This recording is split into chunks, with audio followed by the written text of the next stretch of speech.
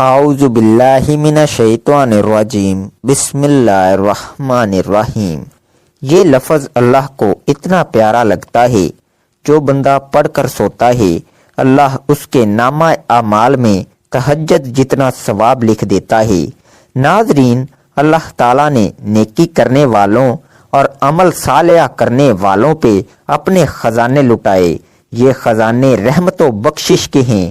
رسول اللہ صلی اللہ علیہ وآلہ وسلم نے فرمایا کہ جو شخص نیک کام کرنے کا صرف ارادہ کر لے اور ابھی عمل نہ بھی کرے تو اسے ایک نیکی کا اجر و ثواب ملتا ہے، یعنی نیت کرنے پر بھی اجر ملتا ہے۔ تو ناظرین، یہ وہ ایک لفظ ہے، اس کو اگر آپ صرف 100 مرتبہ پڑھیں گے تو آپ کو 1000 نیکیاں ملیں گی۔ اگر آپ اس لفظ کو 200 مرتبہ پڑھیں تو آپ کو 2000 نیکیاں ملیں گی۔ اگر آپ اس لفظ کو زیادہ مرتبہ پڑھیں گے تو آپ کو اور زیادہ نیکیاں ملیں گی۔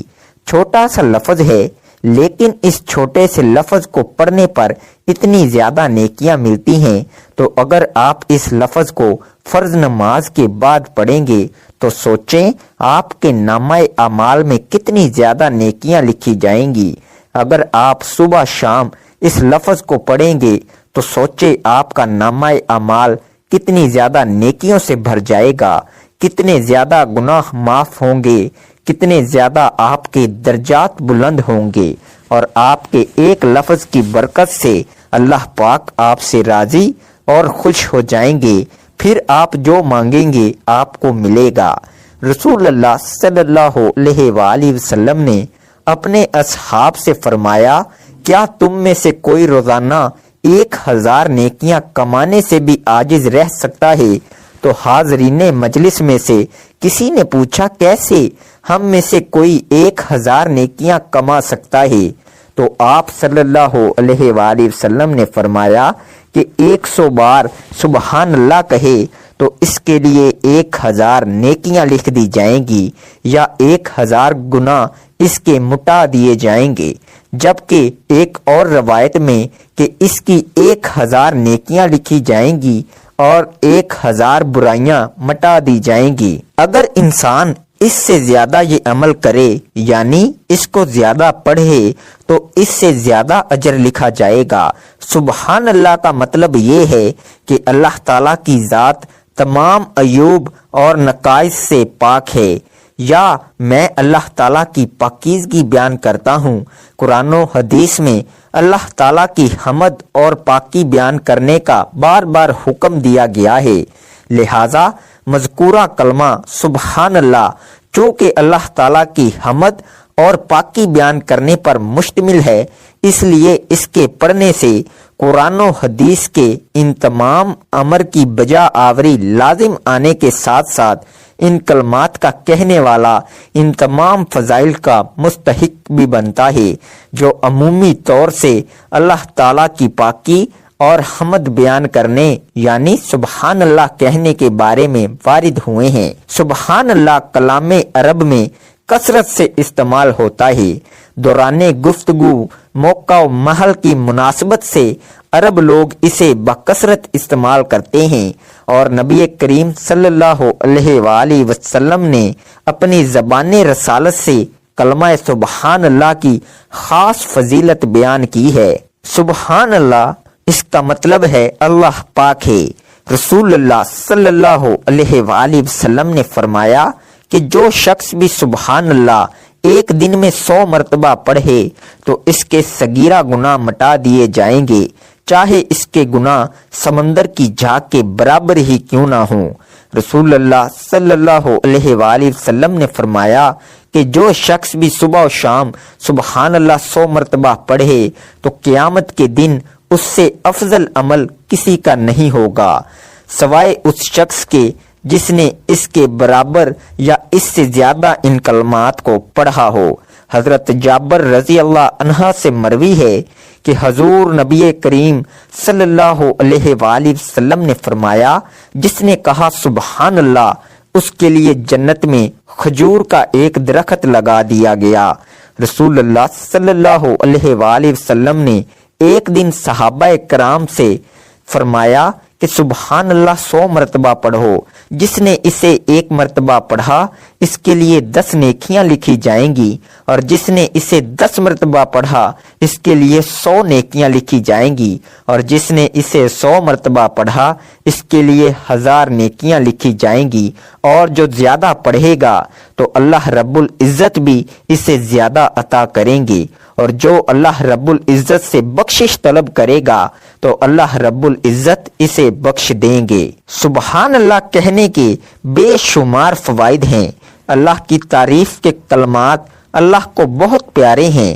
جنت میں نعمتیں دنیا میں کی ہوئی نیکیوں کے مطابق ملیں گی، اگرچہ اللہ تعالیٰ نے جنت اور جہنم کو پہلے سے پیدا کیا ہوا ہے، لیکن اب بھی ان میں نئی نئی نعمتوں اور نئے نئے عذابوں کا اضافہ ہوتا رہتا ہے۔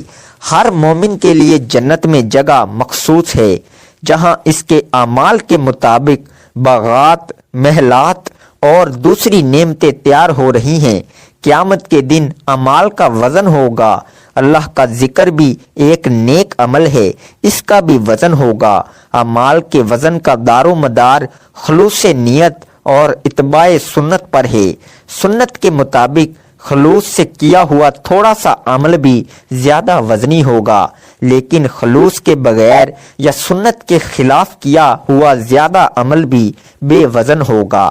حضرت ابو ہریرہ رضی اللہ عنہ سے روایت ہے کہ وہ ایک دن درخت لگا رہے تھے کہ رسول اللہ صلی اللہ علیہ وآلہ وسلم ان کے پاس سے گزرے اور فرمایا، ابو ہریرہ تم کیا لگا رہے ہو؟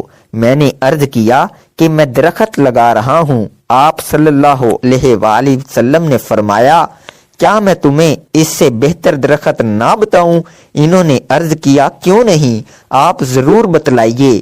اللہ کے رسول آپ صلی اللہ علیہ وآلہ وسلم نے فرمایا، تم سبحان اللہ کہا کرو تو ہر ایک کلمہ کے بدلے تمہارے لیے جنت میں ایک درخت لگایا جائے گا۔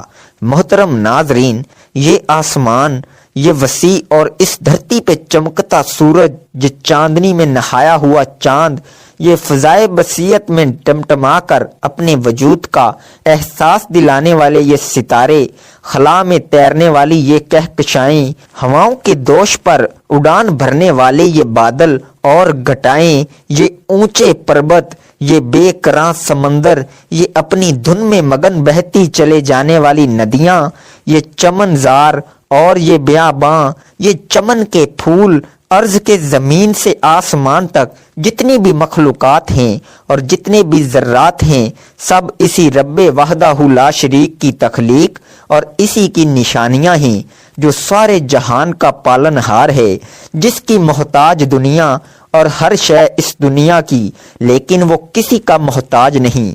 دنیا کی ہر شے جس کی نیاز مند ہے، لیکن وہ کسی کا نیاز مند نہیں، وہ بے نیاز ہے اور جس کی ہمسری کوئی نہیں کر سکتا، جو بے مثال ہے، جو بے عیب ہے اور ہر طرح کی تعریف اسی ہی کے لائق اور زیبا ہے۔ دنیا کی ہر شے اس بات پر دلالت کرتی ہے کہ وہی تنہا معبود برحق ہے اور صرف وہی عبادت کیے جانے کا حق رکھتا ہے، اس کے سوا کوئی نہیں جو کسی بھی طرح کی عبادت کا مستحق ہو۔ محترم ناظرین، دنیا میں جتنی بھی مخلوقات ہیں، چاہے وہ زمینی ہوں یا آسمانی، ہجری ہوں یا بری، فضائی ہوں یا خلائی، اونچے اونچے محلوں میں رہتی ہوں یا پھر تنگ و تاریخ آشیانوں میں یا گھریلو نسلوں میں، ساری مخلوقات کی تخلیق کا مقصد صرف ایک ہے، اور وہ رب کائنات کی عبادت و بندگی اور تسبیح و تحلیل اور تمہید و تقدس کرنا ہے۔ اور یہ سچ ہے کہ کائنات کی جاندار اور بے جان تمام چیزیں اور تمام مخلوقات رات دن رب کائنات کی تسبیح تحلیل میں مگن اور مشغول رہتی ہیں۔ یہ اور بات ہے کہ ہم اور آپ سمجھیں یا نہ سمجھیں، اس بات کی گواہی اسی ذات بے عیب نے دی ہے جس نے ان تمام مخلوقات کو پیدا کیا ہے۔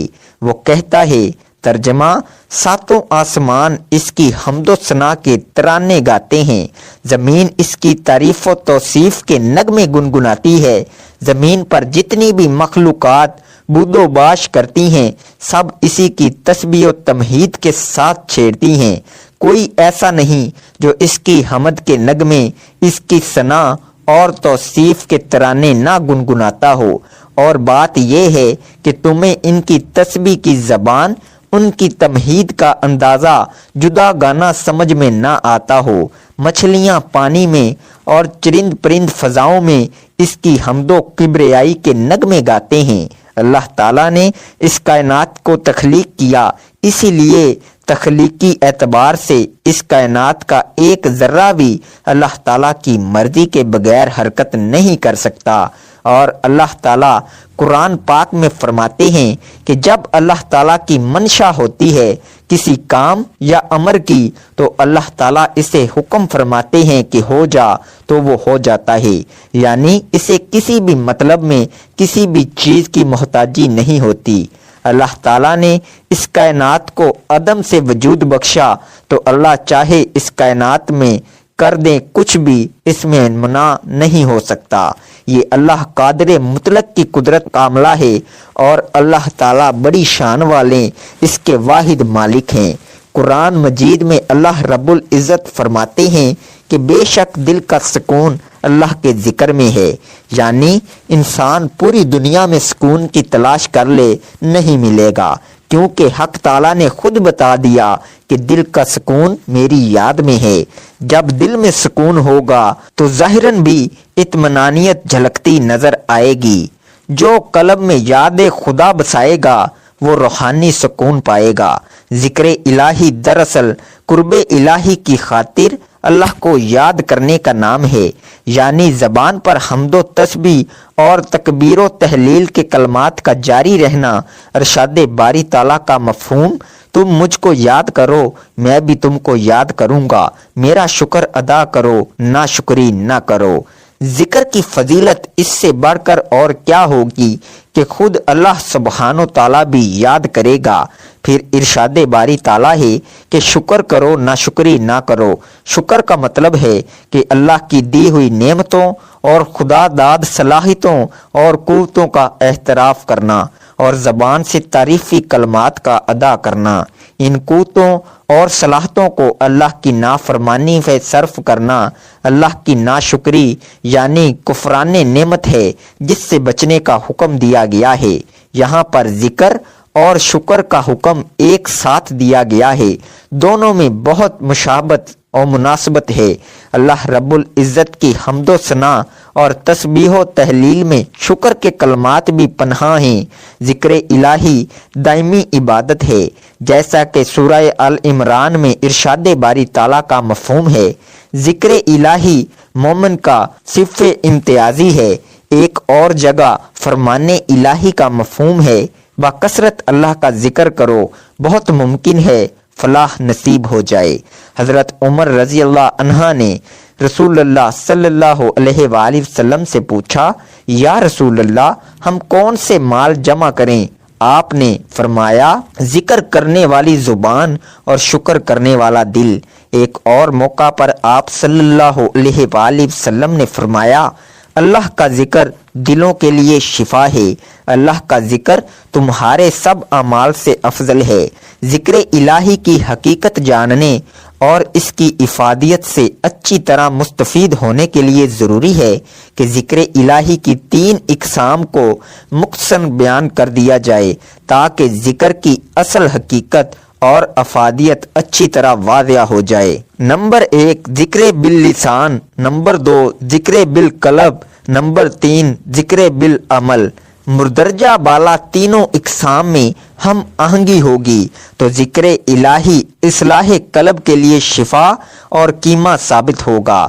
ذکر باللسان، جب اللہ کی حمد و ثنا، اسماء حسنہ اور تکبیر و تحلیل کے کلمات طیبہ سے زبان تر و تازہ رہے گی تو لازماً اس کے اثرات دل پر بھی مرتب ہوتے رہیں گے، جیسا کہ ارشاد باری تعالیٰ ہے۔ مفہوم: یاد رکھو اللہ کے ذکر سے ہی دل کا اطمینان حاصل ہوتا ہے، یعنی ذکر الہی کے بغیر اہل ایمان کے دل بے قرار اور بے اطمینان رہتے ہیں۔ سورہ اعراف میں ارشاد ربانی ہے، اور اچھے نام اللہ ہی کے لیے ہیں، بس پکارو اللہ کو ان ناموں سے۔ اللہ سبحانہ و تعالیٰ کے اسما و صفات کا ذکر قبولیت دعا کا وسیلہ بھی ہے اور نزول رحمت اور دلی سکون کا ذریعہ بھی ہے۔ سرور کائنات صلی اللہ علیہ وآلہ وسلم نے بھی فرمایا کہ جب ان کے وسیلے سے دعا کی جائے تو قبولیت کی زیادہ امید کی جا سکتی ہے۔ ان اسماء کو احادیث میں اسم اعظم کہا گیا ہے۔ صحیح مسلم میں سمرہ بن جدب رضی اللہ عنہا سے مروی ہے کہ رسول کریم صلی اللہ علیہ وآلہ وسلم نے فرمایا، بہترین اور اللہ کو سب سے زیادہ محبوب کلمات 4 ہیں۔ نمبر 1 سبحان اللہ، اللہ ہر عیب اور شرکا سے پاک ہے۔ نمبر 2 الحمدللہ، الوحدیت کی کل صفات اللہ ہی کے لیے ہیں۔ نمبر 3 لا الہ الا اللہ، اللہ کے سوا کوئی دوسرا عبادت کے لائق نہیں۔ نمبر 4 اللہ اکبر، اللہ سب سے بڑا ہے۔ مندرجہ بالا چاروں کلمات میں باری تعالیٰ کی توحید و تکبیر اور تسبیح و حمد بیان ہوئی ہے، اسی لیے یہ اللہ کے دربار میں بہترین اور پسندیدہ ترین کلمات ہیں اور ان کا ذکر اسم اعظم کا ذکر ہے۔ رسول پاک صلی اللہ علیہ وآلہ وسلم نے اپنی بیٹی فاطمہ رضی اللہ عنہا اور ان کے شوہر حضرت علی رضی اللہ عنہا کو ہدایت کی تھی کہ جب تم سونے لگو تو ان کلمات کو پڑھ لیا کرو، جسے ہم تسبیح فاطمہ کے نام سے موسوم کرتے ہیں۔ اگر کوئی مسلمان اپنے گناہوں کی وجہ سے جہنم میں جل رہا ہوگا اور جہنم کی تہ میں ہوگا اور جل کر کوئلہ بن چکا ہوگا، اللہ رب العزت اس کلمے سبحان اللہ کی برکت سے اس کو جہنم کی تہ سے نکال کر جنت میں داخل کرے گا۔ ایک نہر میں اس کو غسل دیا جائے گا جس کو آب حیات کہتے ہیں، وہ بالکل پاک و صاف ہو کر نورانی بن جائے گا اور نکھر جائے گا۔ اس کے بعد اس کو جنت میں داخل کر دیا جائے گا۔ ساری کائنات اللہ کا ذکر کرتی ہے، پہاڑ اللہ کا ذکر کرتے ہیں، کائنات کا ذرہ ذرہ اللہ کا ذکر کرتا ہے اور کائنات کا ذرہ ذرہ اللہ رب العزت کی موجودگی کی، اللہ کی صفات کی اور اللہ پاک کی قدرتوں کا مظہر ہے۔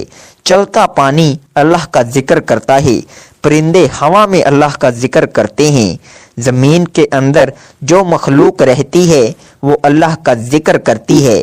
تو انسان جس کے اوپر اللہ پاک نے اتنی نعمتوں کی بارش کی ہے، اتنی نعمتیں کہ اگر گننے لگے تو ان نعمتوں کا شمار نہیں کر سکتا، اس رب کو یاد کرنا چاہیے۔ اس لیے ہم پر لازم ہے کہ ہم اللہ رب العزت کا ذکر اپنا مقصد سمجھ کر کرتے رہیں۔ اللہ تعالیٰ کا لاکھ لاکھ کرم ہے، احسان ہے کہ اللہ رب العزت نے ہم سب کو بہت بڑی عظیم نعمت کلمہ کی نعمت سے نوازا ہے۔ اس نعمت کی قدردانی کا علم اس وقت ہوگا جب ظاہر کی آنکھ بند ہوگی اور ہمارا آخرت کا سفر شروع ہوگا۔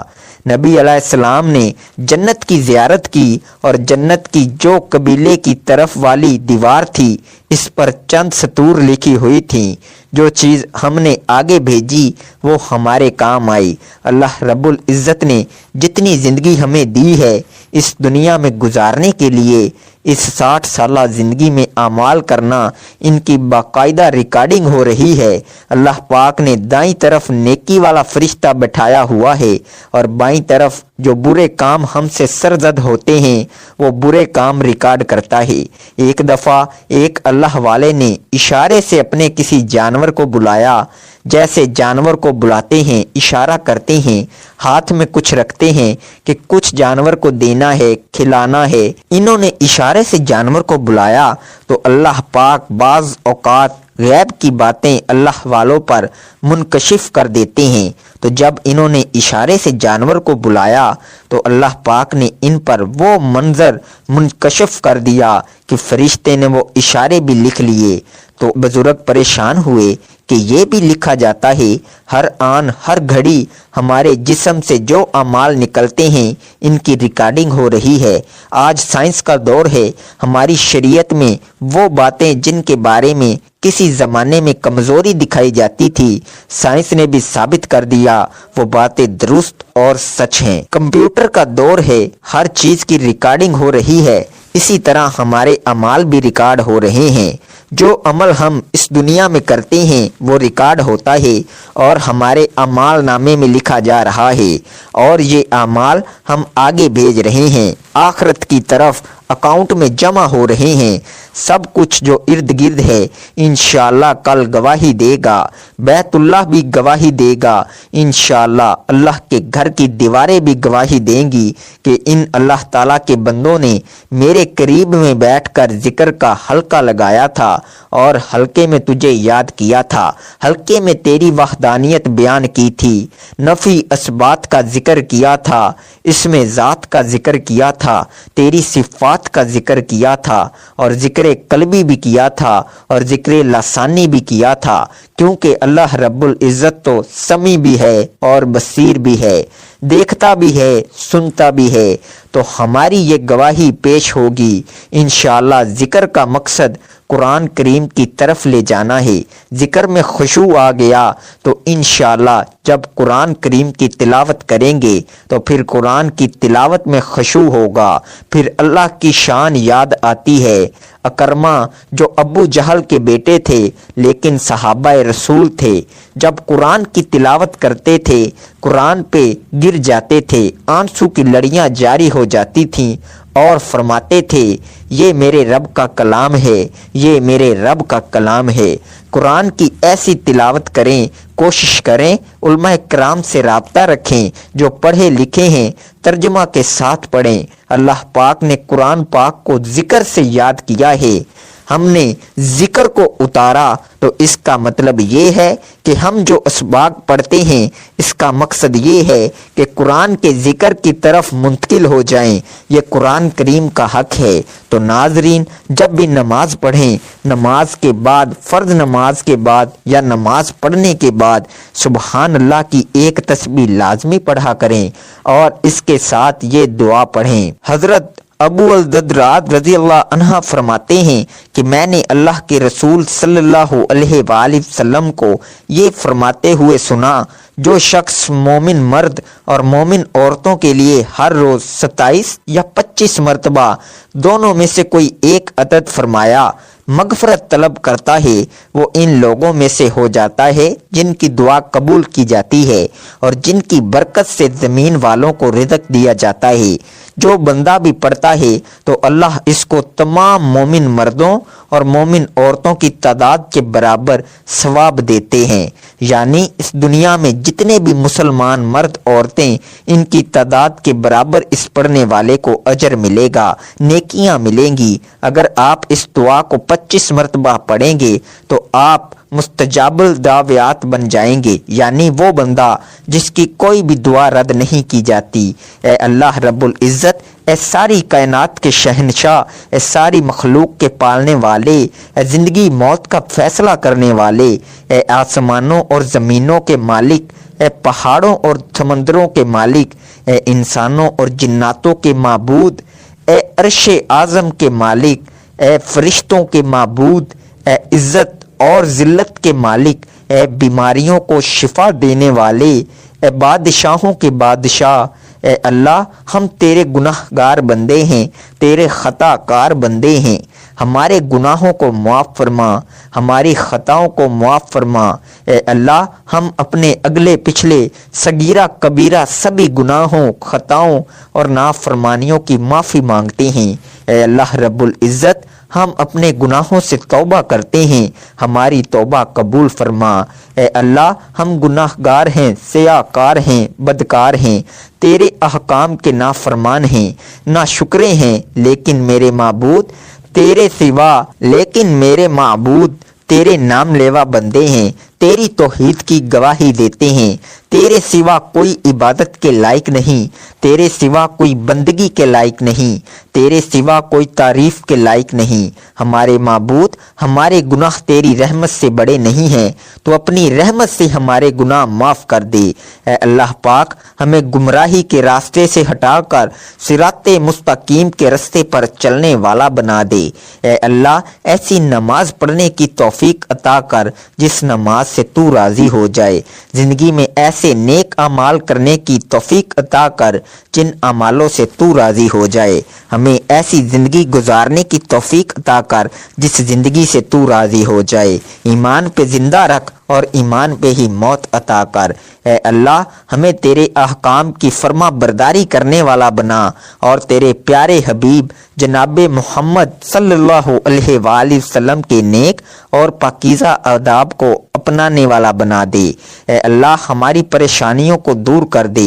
ऐ अल्लाह, जो बीमार हैं उन्हें शिफाए कामला अता फरमा। ऐ अल्लाह, जो बे औलाद हैं इन्हें अपने खजानों में से नेक और सालिया औलाद अता फरमा। ऐ अल्लाह, जिनके जो जो काम रुके हुए हैं वो पूरे कर दे। ऐ अल्लाह, बिछड़े हुओं को मिला दे। ऐ अल्लाह, शादी शुदा जोड़ों में मोहब्बत और खलूस पैदा कर दे, उनकी ज़िंदगियों में बरकत डाल दे। ऐ अल्लाह, तमाम लड़के और लड़कियों के नसीब अच्छे कर दे।